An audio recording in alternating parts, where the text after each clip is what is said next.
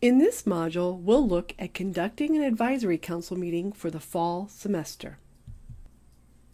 As a reminder, the School Counseling Advisory Council is a representative group of stakeholders invited by the school counselors to review and advise the school counseling program. Members of the Advisory Council provide feedback on your counseling program's annual student outcome goals, which you will explain to council members, and they will make recommendations about the school counseling program and serve as advocates for the program. In next spring's Advisory Council meeting, council members will also review your counseling program results based on data presentations that you'll create and share. The council typically meets twice a year, once in the fall and once in the spring. Depending on your school and council, however, you might meet for additional meetings as needed if, for example, an unusual situation or special circumstance arises during the school year. For our purposes and for RAMP, we have planned 2 advisory council meetings for this school year. We'll now schedule and conduct our fall advisory council meeting. In Module 4, you identified potential advisory council members from various stakeholder groups, including parents, teachers, administrators, business and community members, and even students as appropriate. As a reminder, ASCA recommends a minimum of 8 council members, including counselors, and no more than 20 members total. Anytime you want to access your advisory council members' information that you already created, including your council roster, you'll find an easy shortcut button located in the left menu for your advisory council. It's an easy, quick way to access your list for printing off email addresses, updating the membership roster, etc.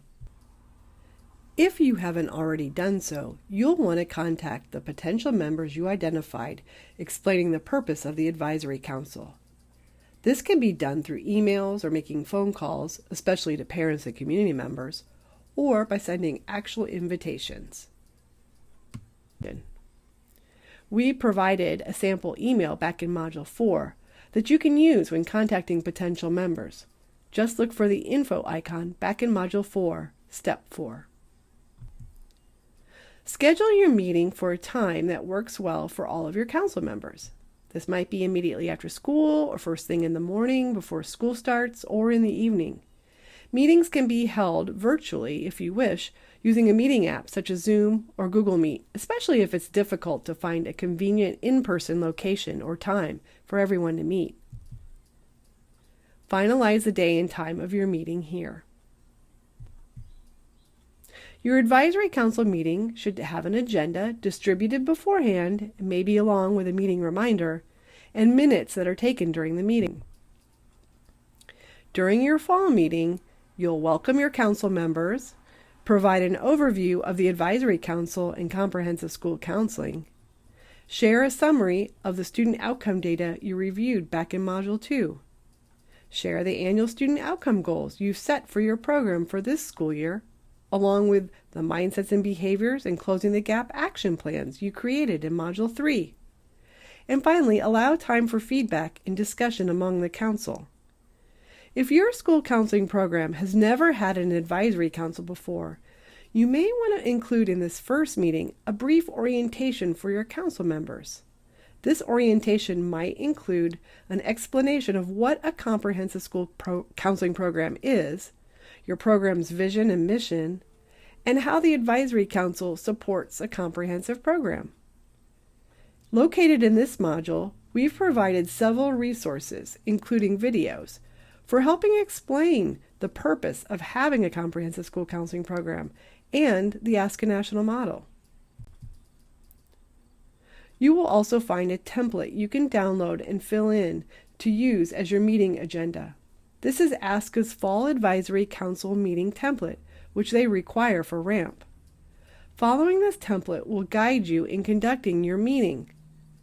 Be sure to include the name of the counselor or counselors who will facilitate each agenda item.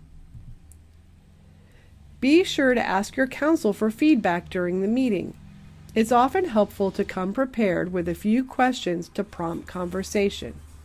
For example, you might ask for feedback on what council members view as the overall needs of your school, or discussion of the goals that you've set.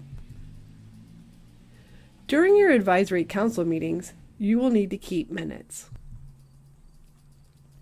You'll use Aska's meeting minutes template, shared here in Module 6.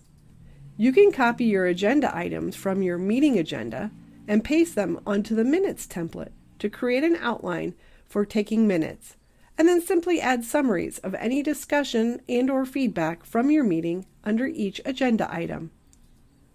Before you end your meeting, be sure to set a day and time for your spring advisory council meeting next semester and include it with your meeting minutes.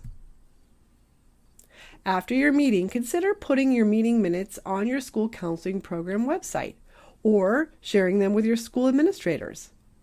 It's important to keep copies of all documents and PowerPoint slides, your meeting agendas, meeting minutes for all of your meetings.